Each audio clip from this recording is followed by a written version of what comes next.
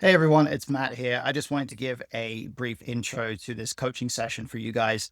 There's a bit of an abrupt start. We're in the middle of a conversation about my student's recent trip to Europe for APT Barcelona, and we kind of start the recording in the middle of that. So it's going to jump in fairly abruptly, but we're going to have a little conversation about MTTs in Europe compared to the US. And then we're going to go into using Octopi Poker's trainer to discuss pre-flop ranges and how we construct them, how we want to be thinking about analyzing ranges in game, using the trainer as a platform to do that. I also wanted to let you all know, if you're not already aware, I have a project running right now that I'm going to call Community Coaching, where I'm giving subscribers here on the channel and over on Instagram as well the opportunity to actually participate in these coaching sessions here on YouTube for discounted coaching rates. So if you're okay with having your coaching sessions be put up here, then you can get very discounted rates, and I'll be happy to discuss that with any of you who might be interested. You can drop me an email at pokerfluency@gmail.com if you'd like to set that up. I'm also going to include a link in the description here to book a consultation with me if you'd like to talk it over and set up a time to have a Zoom call. So I'd be happy to. So that's something that's out there for you guys if you would like to take me up on that. And I hope that a lot of you will, because I'm really enjoying putting these coaching sessions up here and seeing some of the feedback that you guys have.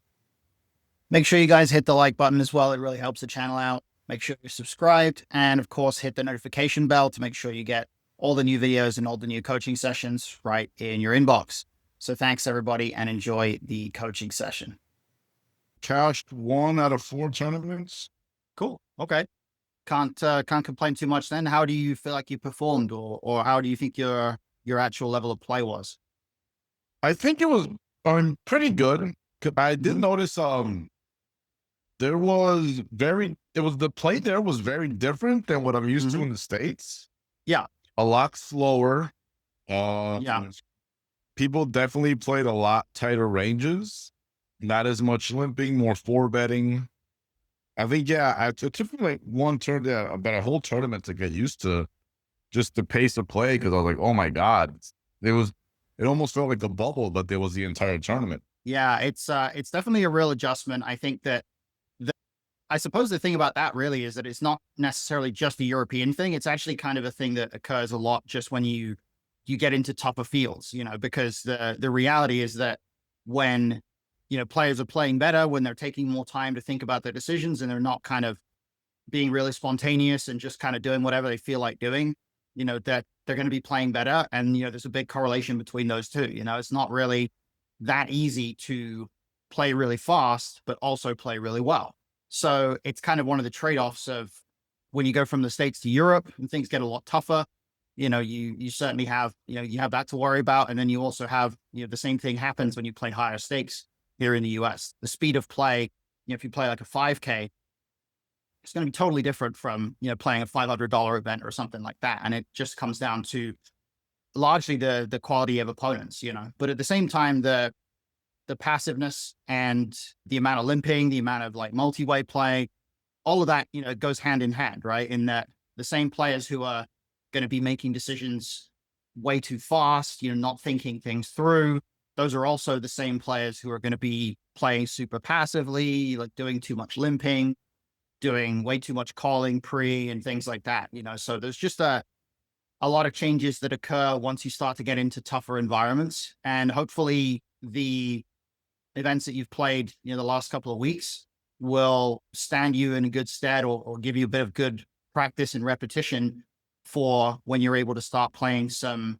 tougher events here in the States. You're going to have the opportunity to just understand what those environments are like, and also understand why, studying the approaches that we do is useful, right? Because as soon as you come into a different environment, as soon as you come up against players that have a little bit better understanding of what good poker looks like, it can be kind of startling, and it can expose you to totally different types of spots and totally different types of situations. So it is certainly an important adaptation to be able to make. But it's great experience, being able to be in fields against tougher players. And obviously you were able to you mentioned you cashed 1 out of 4, I think you said. So obviously I that got was, 11. 11 to more than 500.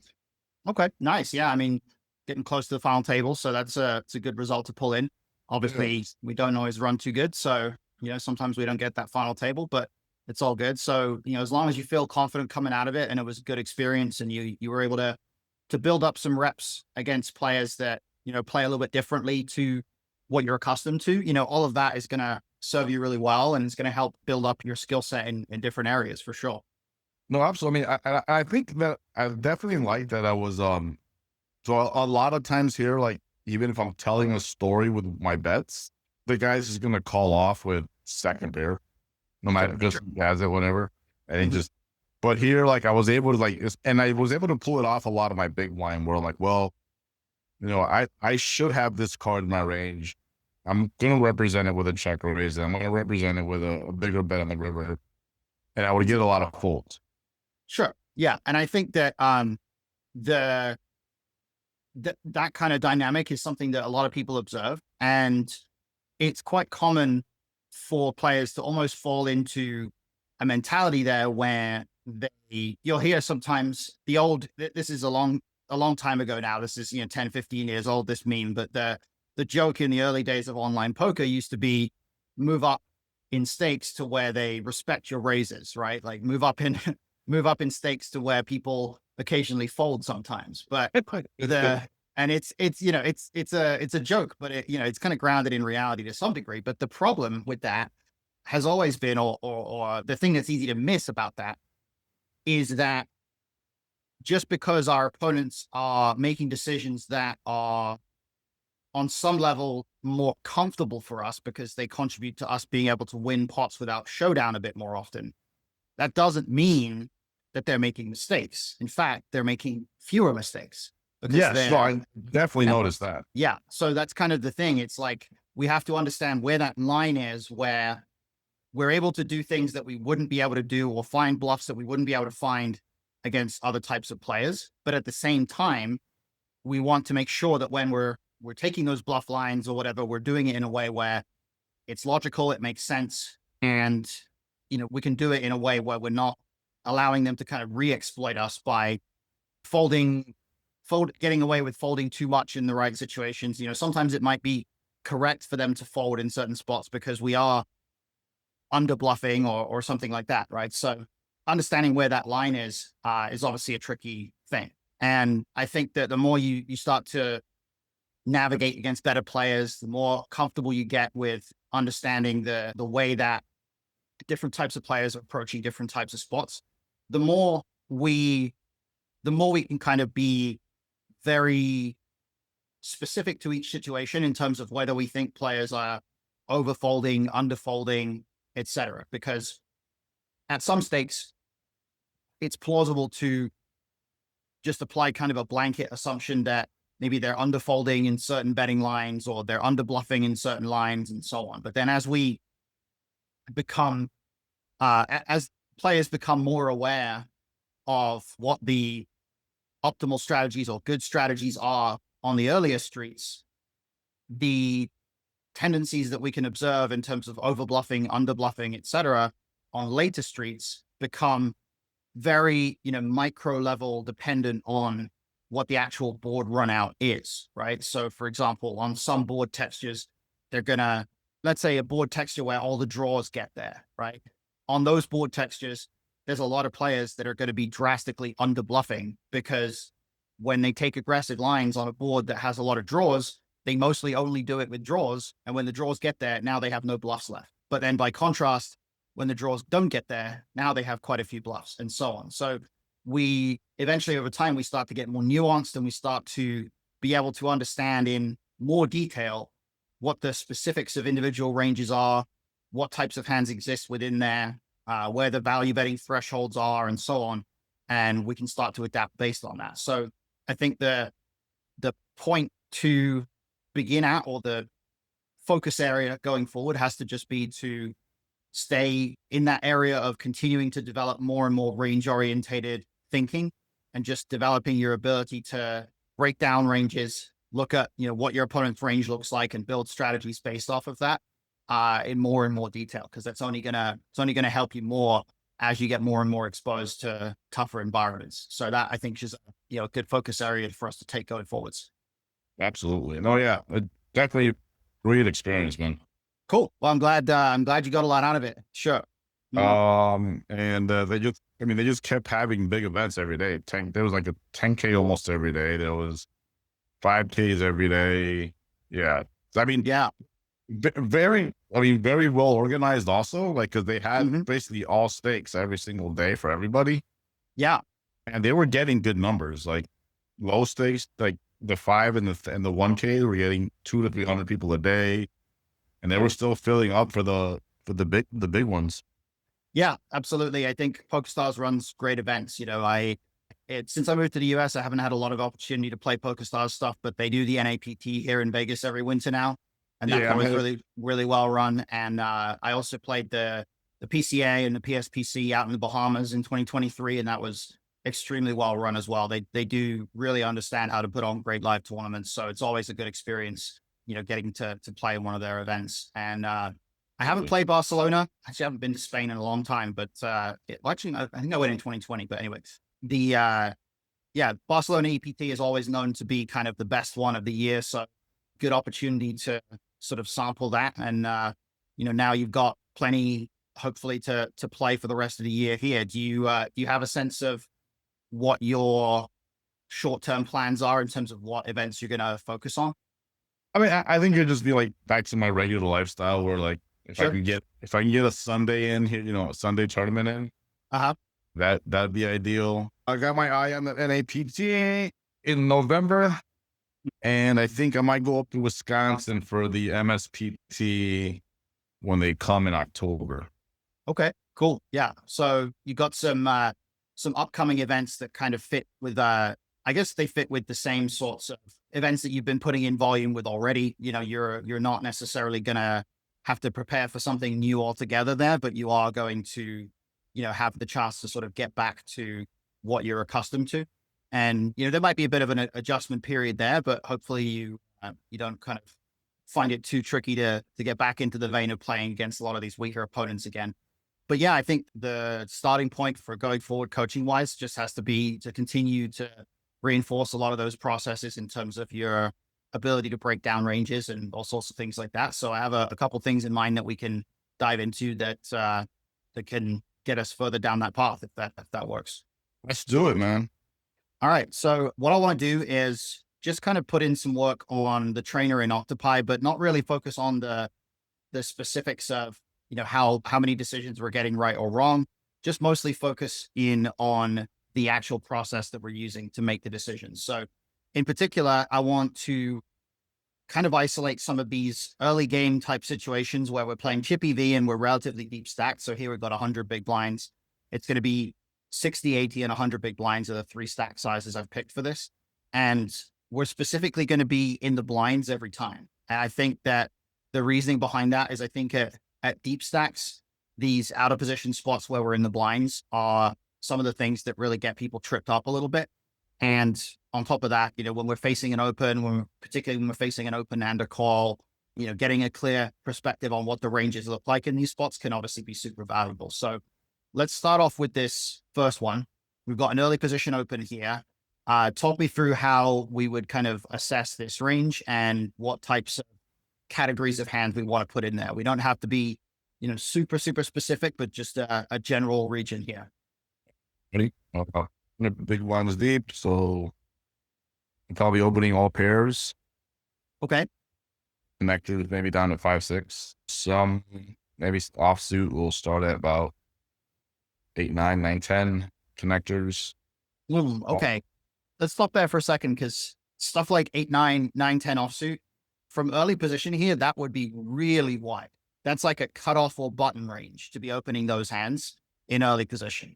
And I think that's where we would need a pretty solid read on this player being someone whose tendency is to open wider than normal in order to put those hands in this range.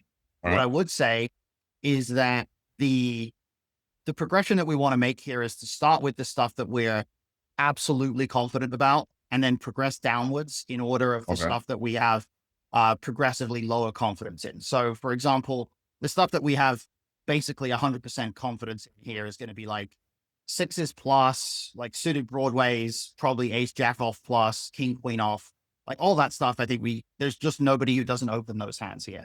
And then when you go further than that, you can have pretty high confidence that, fives and fours are in there. Some of those suited connectors at some frequency, a lot of the suited aces, particularly like ace five and ace four. And then maybe a little bit lower confidence, but, some percentage chance of maybe some of the weaker suited connectors, some of the gappers, possibly like king six, king five suited, possibly some of the other offsuit broadways like the king jack, queen jack, and then possibly some of the deuces and threes as well. But I think that the stuff like the 9-10 off, etc., like that stuff is, if we've seen this player, if we've seen a showdown that indicates that this player is capable of having those types of hands, then we can start to include them. But I think if it's our default assumption, like that would indicate this player is really wide in this spot. The important thing here really is that the strongest hands are the ones that we can have the highest confidence about, right? And then progressively, as we go below that, the weaker the hands get, the less confidence we have that they're actually in range.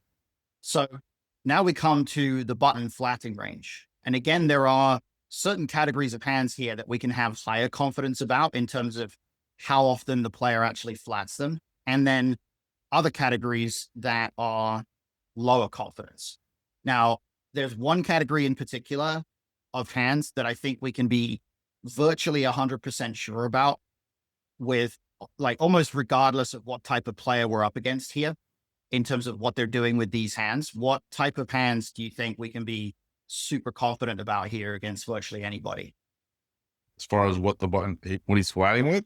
Yeah, like what's the most likely category of hands here for this player to just always call in this spot pretty much automatically? All pairs? It's low pocket pairs specifically, right? The stronger ones, obviously the strongest ones, we would expect them to three bet.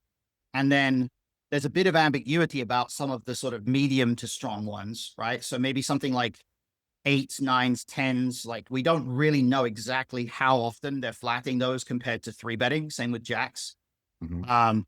But sevens and below, we can be really, really confident that they're never folding them and they're always calling them, right? I think we probably are almost never going to see those hands three betting here. And in fact, it's pretty much correct for them to do exactly that here. Once we get into other categories of hands, that's where some ambiguity starts to exist, because even some of the categories of hands that are really good flatting hands here, like some of those suited connectors, the suited broadways, a lot of the suited aces, all of those hands to some degree can also function as three bets, right? So I think once we start to go beyond the low pocket pairs, there are some regions of hands that are high confidence, but they're not, 100% confidence really. The suited broadways are definitely in there. The suited aces are definitely in there. The suited connectors are definitely in there, but we just don't really know what the exact frequencies are that they're actually calling those hands compared to three betting them. And then when it comes to the other hands that are sort of on the fringes here, like the offsuit Broadway stuff, maybe some jack 10 off, that type of stuff, those hands, we might think that there's at least a reasonable chance that they would call them, but we can't be 100% certain, right? We can't really assume that they're definitely just going to always call those hands. They might fold them. And so the ability to assume that element of uncertainty, the element of, maybe a lower frequency or a lower level of confidence is quite important here, because the more confidence we have about a certain range being very restricted into a certain region, the more adaptability we have against that range in post-flop spots. And then the more variety there is in how our opponent plays various hands, the less concentrated that range becomes in a specific region, right? But in this particular spot, it's really hard for the button to avoid being pretty heavy on low pocket pairs and some suited connectors, simply because those are just the best hands for them to call with in a spot like this, right? So they're definitely going to be heavy on those hands. And then the distribution of other hands is going to vary a little bit, but there's definitely going to be a lot of suited broadways, suited aces, etc. in there. So now we are in the small blind, and obviously the hand we actually have here is pocket deuces. And strategically, options wise, we have a call, we have a 3-bet to 13 bigs, and we have a fold. Now, forgetting about the fact that we have pocket deuces for now, let's talk about the way that we would build the strategy here. What are the hands that let's do it in the same way. What are the hands that we know for sure that we have to always 3-bet here? Like, what's the region of hands that definitely has to 3-bet? Pairs down the jacks. Okay, sure. Jacks plus. Suited aces down the ace jack. Okay, sure. Ace king. Yeah, I mean ace king off. Sure. Yeah. Kings, suited kings, maybe down to king jack. Okay, sure. I mean, I think that already once we get to like the king jack suited, that's the stuff where it could be a very good spot to 3-bet those hands, but it doesn't necessarily fall into the category where it's kind of we absolutely have to 3-bet this hand, because it's not like a straight value hand like that top of the deck stuff that we just mentioned, right? So I would probably say the range of hands that's like a really absolutely mandatory 3-bet here is basically that jacks plus, ace queen plus kind of region here. And then we get into the stuff that's like maybe not absolutely mandatory, but definitely a very good 3-bet. And that's where I would put the ace jack suited, ace 10 suited, king queen suited, king jack suited, probably queen jack and jack 10 as well. A lot of those suited broadways are going to do really well as 3-bets here because there's a little bit of extra dead money in there. And the other thing about 3-betting when there's already a player calling is that because there's two potential players who can call us, and there's also the possibility of going 3 ways to the flop in a 3-bet pot, the range of hands that we 3-bet here has to be a lot more heavy on hands that have some degree of post-flop playability, right? So the suited Broadway hands function really well for that. And hands like offsuit, any kind of offsuit bluff hands, any kind of, suited ace hands, maybe some of those hands start to become a little bit less comfortable, right? So a hand like ace 9 suited, ace 8 suited, those hands are generally a lot better as a call here instead of a 3-bet. And then a lot of those suited connectors can kind of go either way because we do need to 3-bet them at some frequency. But I think for the most part, we're going to be quite linear with our 3-betting range here. I think hands like 10s and 9s can also 3-bet at a pretty good rate. But for the most part, yeah, we're gonna 3-bet a lot of those stronger high card hands. And then what are the hands that make the most sense to fill up our flatting range here? How wide do we think we can go? And what types of categories of hands are going to make the most sense? All suited aces. Okay, so yeah, any suited ace that we don't 3-bet, we're going to flat. Yeah. I think that's fine. Yeah. What else? Well, suited king, maybe down to king 9, king 8. Okay. Yeah. I think those are okay. It's interesting here that I think the first and most obvious category here, in fact, is any pocket pair that we don't 3-bet, we have to call instead, right? So, yes. if we let's say we decide we have 9s or 10s and we decide not to 3-bet for whatever reason, we certainly can't fold those hands. We have to call here. And then the same goes for every pocket pair below that. In fact, most of the hands 7s and below are going to function quite badly as 3-bets here. So we should just always call those hands. So pocket pairs, we're going to have quite a bit of suited aces. What else might we have that might function in our flatting range here? Maybe suited connectors down to about 5, 6. Sure. Okay. Yeah. Any suited connector stuff that we don't 3-bet here. If we do choose to not go the aggressive route, yep, those hands can flat. And then what about maybe some of the more borderline stuff, like some of the stuff that's kind of maybe it folds, maybe it flats. It definitely doesn't 3-bet, but maybe it can justify continuing in the pot. Ace jack off, ace 10 off. Okay. I think those hands are strong enough that they probably can't really ever fold here. I think they can actually 3-bet, and they certainly, if they don't 3-bet, they should call. I was thinking more about like king 10 off, queen 10 off, Okay. stuff like that. stuff that's like at the lower end of the broadways where we can't really 3-bet it and it's not going to be that easy to navigate, but we probably can call just because the button does have some hands that we're actually dominating. So I think we're, those offsuit broadways, I think we're in okay shape with here. And then we've also got a couple of the other suited kings, maybe, and suited queens, like king 5 suited, queen 8 suited. We have some ability to call with those hands too.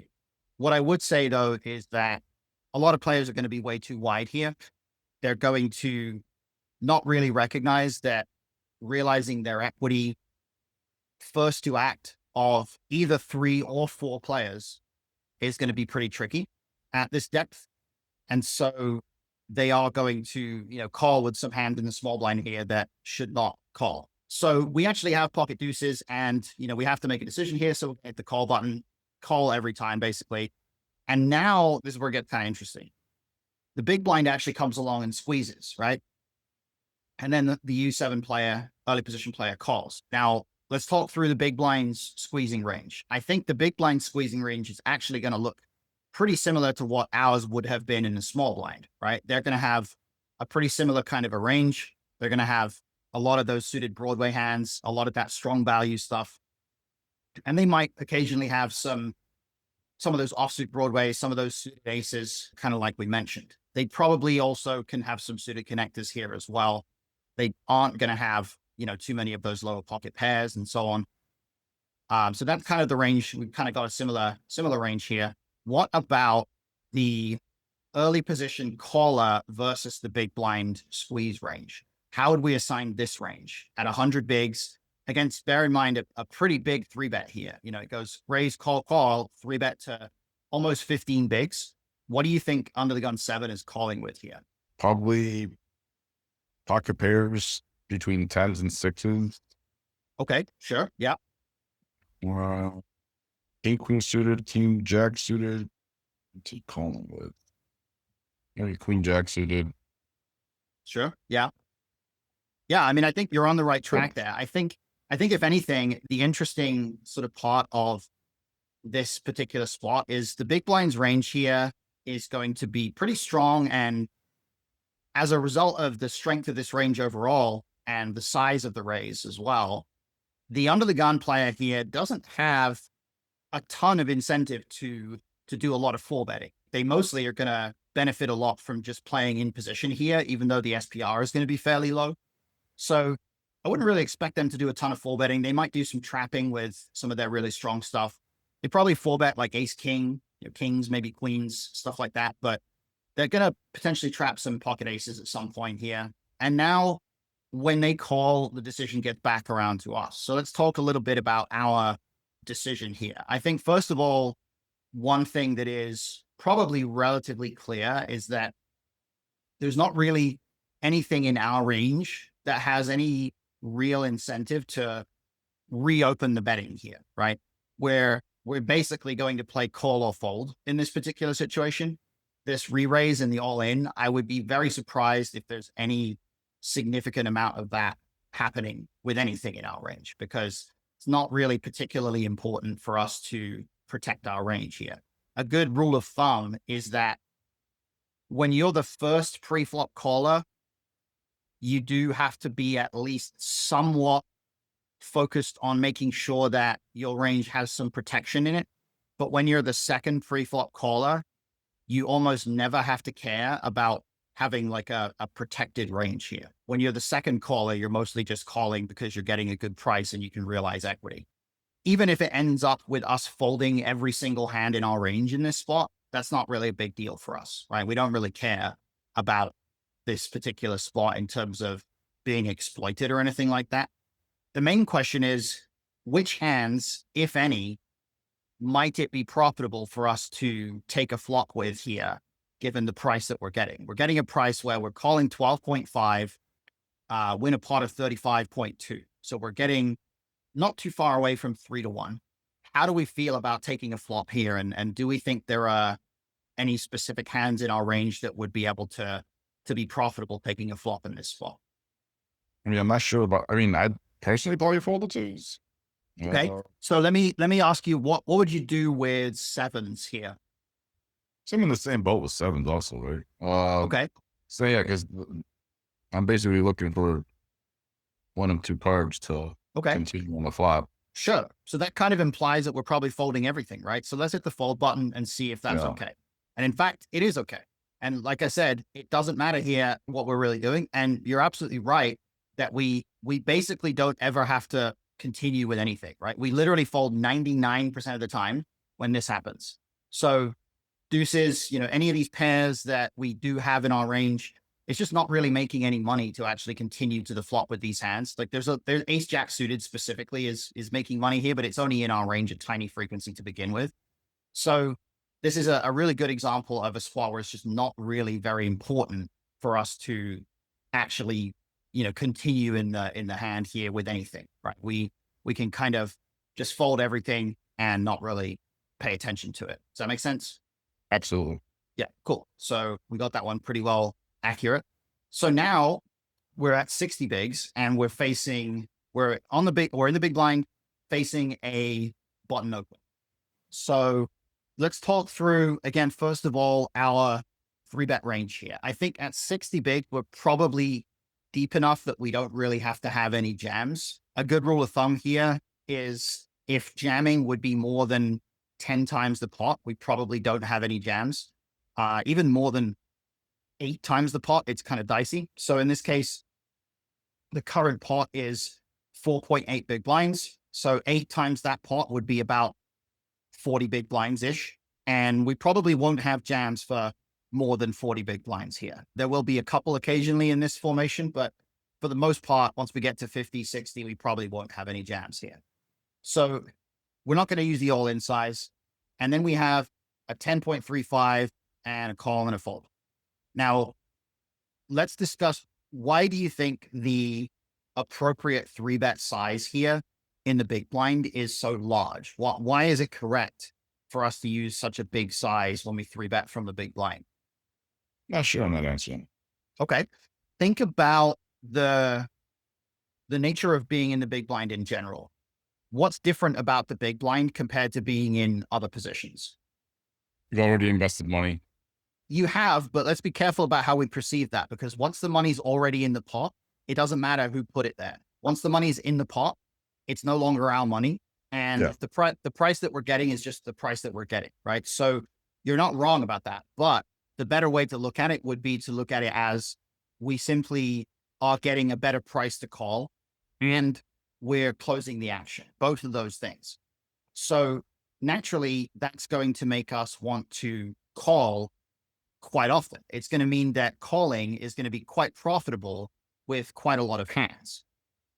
So what happens then when calling is more profitable than it usually would be is that we are, in order to justify reopening the betting, we get to a point where the threshold of hands that are strong enough to do that is going to go up, because there's a lot of hands that are now doing really well as a call, and the sort of advantage that we need to capture, or the benefit that we need to capture in order to justify reopening the betting and then potentially facing a 4-bet, the threshold for that goes up, right? So that's not to say that necessarily we're going to be, value 3-betting a very tight range here, because we're facing a button open. So, in this particular case, we are still going to be able to 3-bet for value fairly wide. But the general idea is that as we are in the big blind and we're facing a small open, getting a good price, a lot of hands here are going to be so profitable as a call that there's a pretty big downside to 3-betting them. And that's going to force a particular kind of a construction to our 3-bet range, which is that our 3-bet range is going to be more polarized than it usually would be, right? We're going to have a lot of very strong hands that are 3-betting because they definitely just need to get more money in the pot. And then we're going to have some bluffs that are some pretty weak hands that are mostly hoping for some fold equity. And then they're also serving to maybe add some board coverage to our range post flop.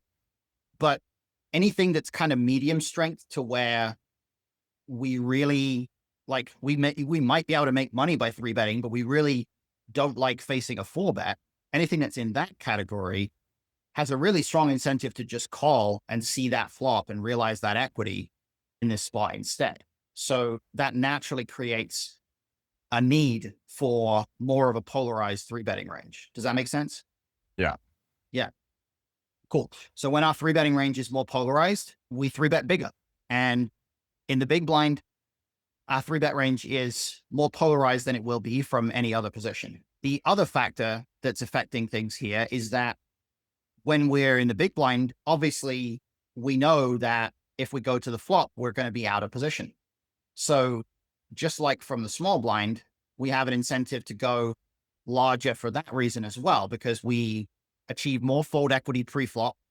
And then if we do get called, the post-flop SPR is going to be lower, which means that we are going to be in fewer tough spots. And then the last thing, of course, is that when our opponent has position, any kind of small 3-bet gives them a ton of really easy calls, right? If they face like if they make it 2.3 here and we just make it 7 big blinds, they have so many hands that are getting a really good price to call there. And they just have a lot of very easy decisions. But when we make it 10.35 here, or 10-ish, something like that, now they have a lot more tough decisions because there's a lot of hands that are no longer getting the kind of price that is comfortable for them. And their positional advantage post-flop, if they do call, is going to be reduced because the SPR is going to be a lot lower. So there's a lot of different factors there that contribute to why we might be a bit more polarized with our 3-bet range from the big blind. So with that said, if our 3-bet range is going to be more polarized, that means it's going to naturally be a bit more cleanly divided between value hands and bluffs, which is kind of nice because it helps us to select our ranges with a little bit more precision. So in this case, what would we say would be against the button here? What would be the range of hands that is, first of all, that is definitely strong enough to 3-bet for value? And second of all, is not going to be in a tough spot if we get 4-bet or shoved on, right? Because if we can meet those two criteria, then we can 3-bet for value. Basically, what's the range of hands that we can 3-bet that's strong enough that if we do get shoved on, we just call off because we have a really good hand? What do you think that threshold is here? Aces, kings, queens, ace, king off, ace, ace, queen. Okay. I think what's really interesting here is I think the range is actually going to be quite a lot wider than what you would think here. And it simply comes down to the fact that this is a button open that we're facing. Yep. And that button open just contains such a wide range. It's coming from about 50% of hands. So when that range is so wide, a hand like ace jack suited here for us becomes a really, really good hand. And even though it's not exactly, we're not exactly excited to get 4-bet jammed on here, we're not going to fold. So I think hands like ace jack suited become clear 3-bets here. I think something like a king queen suited is pretty similar there. It's pretty hard not to 3-bet that hand.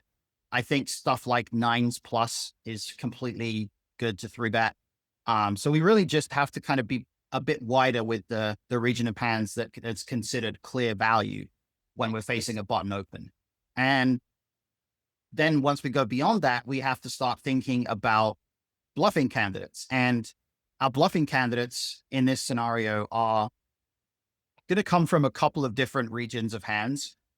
First of all, it's going to be a lot of hands that don't really care about getting 4-bet because they have easy folds.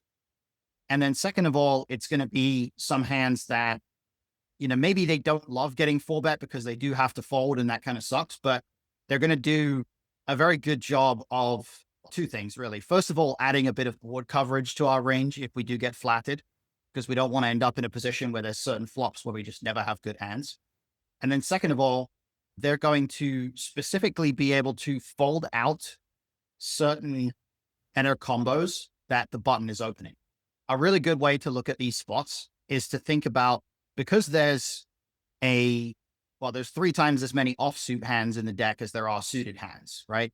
every offsuit hand has 12 combos, every suited hand only has 4. So a big part of what makes the difference in a player's opening range is going to be the offsuit hands. And on top of that, when a player faces a 3-bet, a lot of their suited hands and their pairs are going to continue against that 3-bet, but their offsuit hands are mostly going to fold.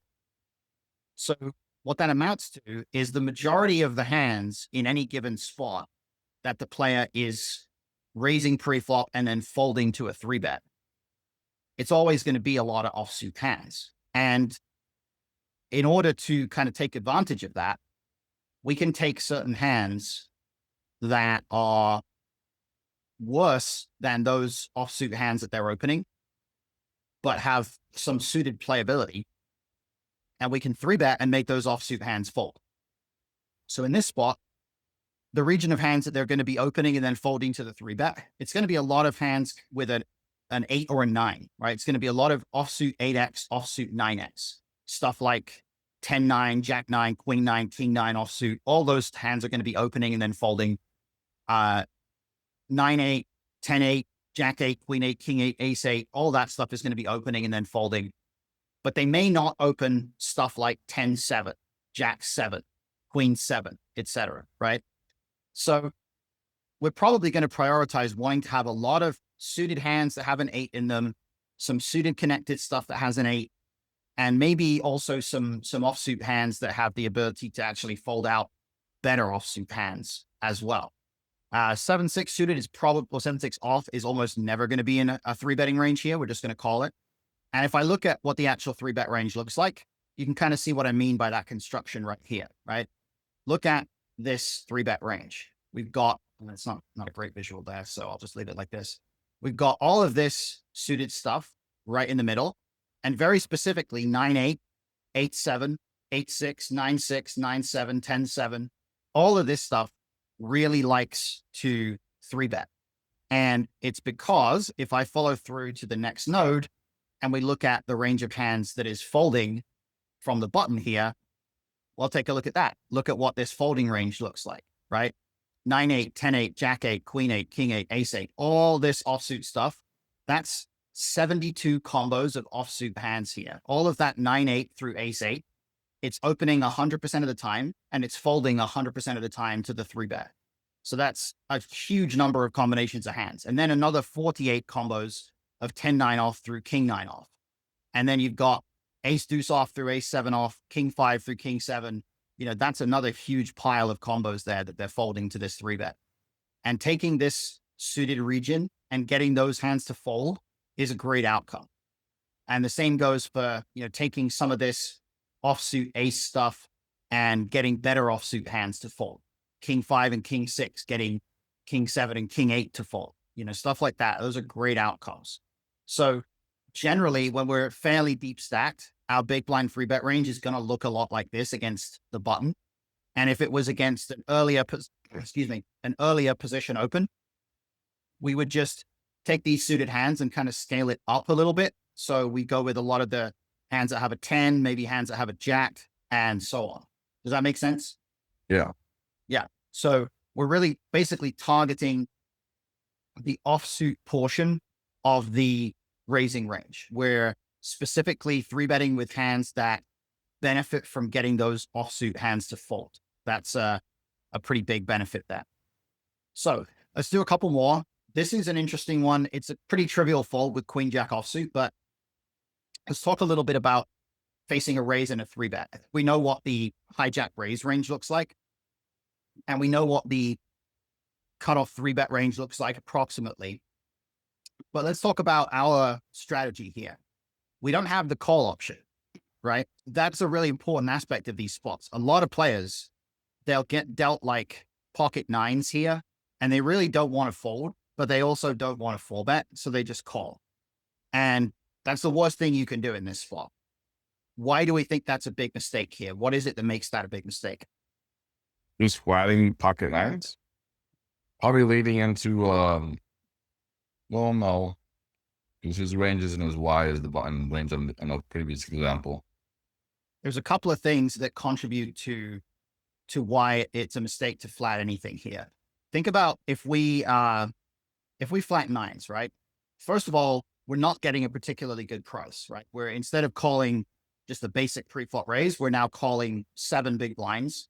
And obviously that gives us a worse price. The second thing is we're getting a worse price, and there's 2 players left to act who both have uncapped ranges. So sometimes the big blind's going to wake up with a big hand. And of course, a pretty decent portion of the time, the hijack's going to have a good hand as well. So that's going to make it harder for us to navigate on top of that. On top of those factors, sometimes we're going to have something like the hijack shoves all in and we have to fold, or the hijack shoves and then the cutoff calls and we have to fold. So that's also a bad thing. And then the other thing about it really is that if we did decide to have a calling range here, and we did decide to call with nines, what other hands could we feasibly be calling with? Because in the end, when we call against a raise and a 3-bet here, we can't call with 7-6 suited, right? We never have anything that's particularly weak in that way. And what that means is it's virtually impossible for us to construct any kind of well-rounded post-flop strategy, right? We can't really do any bluffing on any board textures. We can't really get paid off when we make good value hands, because our range is just so incredibly narrow. We only have a couple of different hands in our range that might possibly exist. And anytime we only have a couple of different hands in our range, that's a range that doesn't really need to exist at all, because it's just an easy range for our opponents to play against. The only times where we're going to actually have the ability to cold call against a raise here, there's going to be 2 specific situations. It's going to be, number one, when we are on the button and we're deep stacked. So maybe 60 big blinds would be okay, but really we'd want to be 80, 100, 200 big blinds deep on the button specifically. So it goes hijack open, cut off 3-bet. Now we're on the button. We do have some ability to cold call there if we were deeper. And then the second thing is when we specifically have position on the 3-better and we are in the big blind. So that basically means when we're in the big blind facing a small blind 3-bet. So if it goes hijack open, cut off fold, button fold, small blind 3-bet, we're in the big blind, then we occasionally have some ability to cold call here. But for the most part, situations like this, we just want to play 4-bet or fold, because there's no specific region of hands that allows us to make money through a call, in that we can't create a well-rounded range. And if a range can't be well-rounded, then it's pretty hard for that range to actually exist profitably. Does that make sense? Absolutely. Yeah, absolutely. Yeah. So if we were to go to, I'll just hit fold here and just look at what the actual strategy is, you'll see that there's, a couple of general dynamics here. We do actually have some shoves, and the shoving region is pretty narrow. Jacks, ace king, and ace queen suited. So this is a fairly well-rounded range in that it doesn't just contain one hand, but there are certain spots where even if it did just contain ace king off, there wouldn't be that much our opponent could do about it, because we have blockers, we have equity, and we're already all in. But playing post flop with a range that was ace king off, jacks, and ace queen suited, that would be a problem. Being all in with that range isn't a problem. And then our 4-bet bluff range, there's a couple of things that you can see here. First of all, you can see that other than, if we were to basically look at the region that's pocket nines and below, other than specifically nines and then a tiny fraction of sevens and then a bit of ace 5 suited, we don't really ever want to have any card below a 10 in our range, right? We don't want to have any like middle suited ace. We don't want to have any middle pocket pair, any suited connector. We just want to have high cards in the form of an ace, a king, or a good pocket pair, right? And it's because the more bets and raises have already gone in, the more important it becomes for us to have some kind of card in our hand that's blocking some of the top portions of those ranges.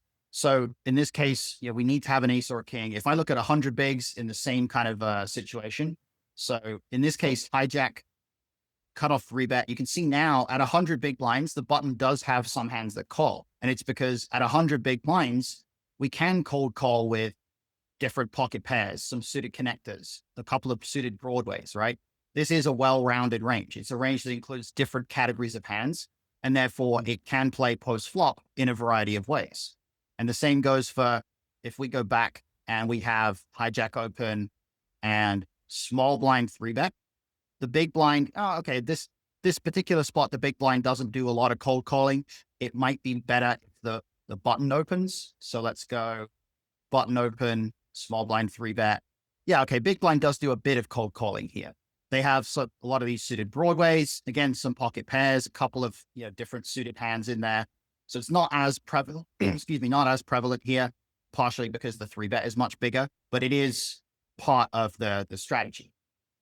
So these are a couple of spots where it exists, but in the small blind, we're guaranteed to be out of position. We're getting a bad price, and we basically just don't ever really want to play any cold calls. We really prefer to just prioritize 4-betting or folding. And if we were to look at that same formation at 100 bigs, where it goes hijack open, cut off 3-bet, now we basically have no jams, because even though there's 12.8 big blinds in the pot, we're kind of on that threshold of 8x pot basically here. So we only have a tiny fraction of ace, king, and queens that jams.